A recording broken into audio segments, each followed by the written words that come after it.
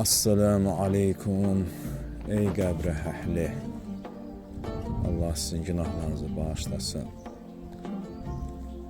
Allah sizi qəbr əzabından qorusun. Çoxlarınız bəzi həyatda, dünya həyatında arzularınız var idi.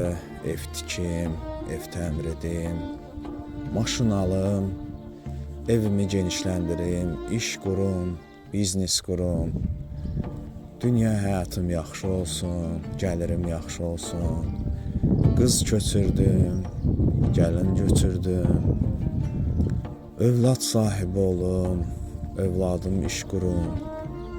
Bəziləriniz arzularınızda qaldı, bəziləriniz ölüm sizi yaxaladı. Dünya həyatı belədir.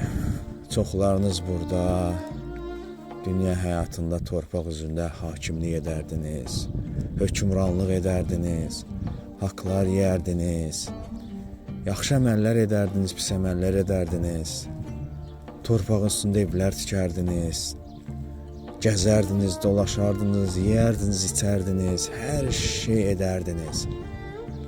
Ölüm hamısı bunların hamısının qarşısını aldı və torpağın altında sizi məskunlaşdırdı və arzularınızı sizin gerçəkləşdirmədi. Bir gün zaman əlimdəki bu telefon, tutduğum bu əllər, çəkiliş etdiyim əllərimlə gəzdiyim bu ayaqlarımda bir gün zaman gələcək, mən də bu torpağın altına daxil olacağım. Mənim də dünya həyatımda arzularım var, amma sizin arzularınıza baxmayaraq, ölümü bacardığım qədər hər gün xatırlayıram. Dünya həyatı əbədi bir həyat deyil. İmtahan və sıxıntı, kədərli, gülərüz, xoş günlər, pis günlər olan bir həyatdır. Allah məni də və sizi də qəbr əzabından qorusun və bütün müsəlmanları da qorusun. Amin. Esselamu aleykum və rahmetullah. Ey qəbir əhli. Allah sizi qəbr əzabından qorusun.